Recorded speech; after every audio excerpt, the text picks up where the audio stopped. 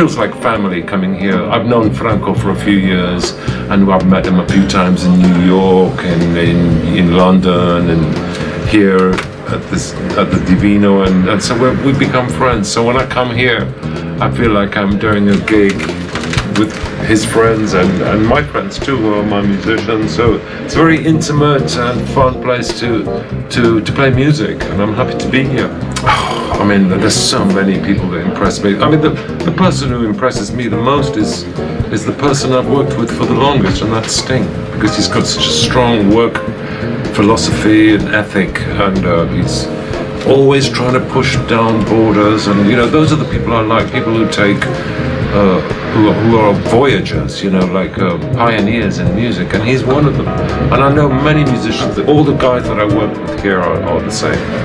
They're high-level musicians. Nicholas Fishman, Ronnie Creature, you know, Santiago Arias now he's joined me. I mean, they're really, all of them are great musicians. So I feel very lucky to know the musicians that I admire the most. They're friends of mine. My biggest wish would have been to hang around as a musician in the 1600s or 1700s and been part of that romantic European classical movement, which was just really beautiful music, you know. And also I would have loved to have been around Paris in the turn of the century when Satie and Poulenc and Debussy were doing all that crazy stuff, and you know, and I'd love to have, I never played with James Brown. I would have loved to have played with James Brown or Prince, you know, Michael Jackson. There's so many people. Yeah, this is my favorite at the moment. It's been my favorite for 10 years, and I've been playing this guitar, yeah, for 10 years, and it was given to me in Japan.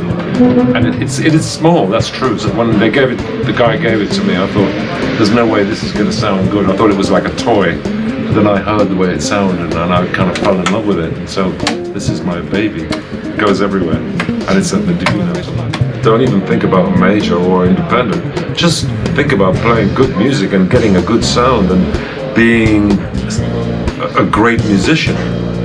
And then all those things will happen naturally, and the right choices will be, you will have choices in front of you, and you have to make intelligent choices based on the way that you play and the audience that you want to reach. It depends what kind of audience you want to reach. And being with a major doesn't necessarily mean more audience. So you've got to be smart. I mean, with an independent, like Oasis signed to an independent label, for instance.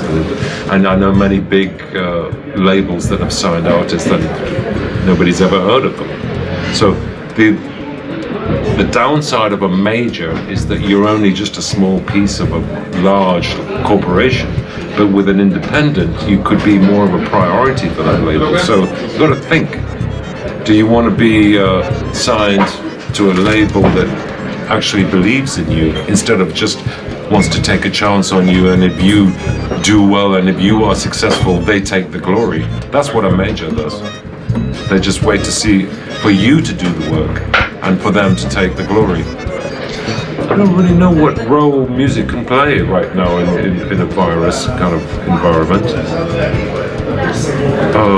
It's the only thing that comes to mind is madness. It's like, if there's anything I want to transmit musically, it would be a sort of a protest. It's like, what the fuck, you know? And so I want my musicians tonight to just really express themselves to the max. Because we have structures, we have good structures here. So I say to them, forget all that, just say it. And say anything you want, because nothing you say will be wrong to me, or probably to the audience. So this is a very, very good night to hear music, I think, because our musicians are on high alert.